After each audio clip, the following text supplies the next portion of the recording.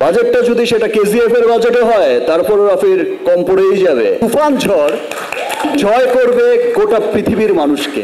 পাশে যারা বসে আছে এর মধ্যে যদি আর 5 নায়িকার কথা বলতে যাই, একটা বিপদ আছে বাবা। সেই 200 কোটি ইউটিলাইজ করার মতো ক্ষমতা থাকতে হবে ডিরেক্টরকে। সবার হৃদয়ে যে তুফান উঠেছে সেটা তুফানের টিজার দেখলেই বোঝা গেছে।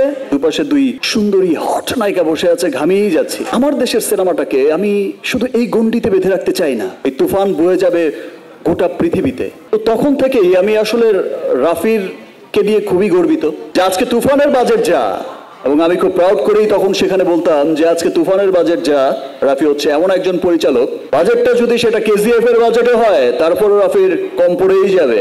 এটা খরচ করার মতো মেধা, সেটা খরচ করার মতো সেই টাকা দিয়েই, সেই 200-400 কোটি টাকা দিয়ে সিনেমা বানানোর মেধা লাগে। কিন্তু সেই 500 কোটি টাকা খরচ করে সিনেমা বানাবে, 200 কোটি টাকা খরচ করে সিনেমা বানাবে, সেই 200 কোটি ইউটিলাইজ করার মতো ক্ষমতা থাকতে হবে ডিরেক্টরকে। তো আমি গর্ব করে বলতাম যে রাফি হচ্ছে এমন একজন ডিরেক্টর যাকে 500 কোটি টাকা দিলে পরেও বলবে যে ইয়েস, আর 500 কোটি হলে আবার সিনেমাটা আরো অন্যরকম হতো। ইতিমধ্যে তো তুফান উঠিয়েই দিয়েছে টিজার রিলিজের পর থেকে।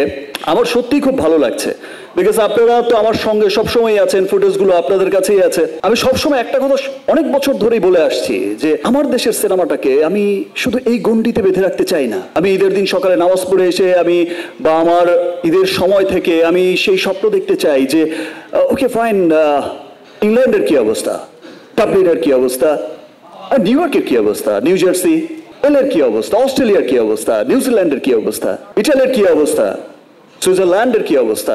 আমি সবসময় শুনতে চেয়েছি ওকে ফাইন, মিডল ইস্টের কি অবস্থা।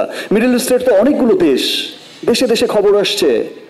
আমি সেই খবরগুলোই সবসময় দেখতে চেয়েছি, সেই বিষয়টাই সবসময় দেখতে চেয়েছি। তুফান যে এত ভালো চমৎকার একটা সিনেমা এবং সবার হৃদয়ে যে কেড়েছে, সবার হৃদয়ে যে তুফান উঠেছে, সেটা তুফানের টিজার দেখলেই বোঝা গেছে, সেটা তুফানের গান দিয়েই বোঝা গেছে।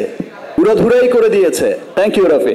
এবং এমন চমৎকার একটা প্রজেক্ট আমাকে নিয়ে ভাবার জন্য। অলরেডি তো আপনাদের সকলের মনে তো সেই রাফির মনেও ঝড় তুলেছে, সেই বোঝে না কি বোঝে না, এখন রাফিও বোঝে না মিমি ছাড়া।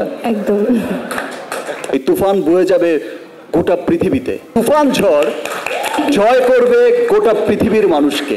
পাশে যারা বসে আছে এর মধ্যে যদি আর 5 নায়িকার কথা বলতে যাই, একটা বিপদ আছে বাবা। আচ্ছা, একটু ঘামটা মুছে নেই। আমার দুপাশে 2 সুন্দরী হট নায়িকা বসে আছে, ঘামিয়েই যাচ্ছি।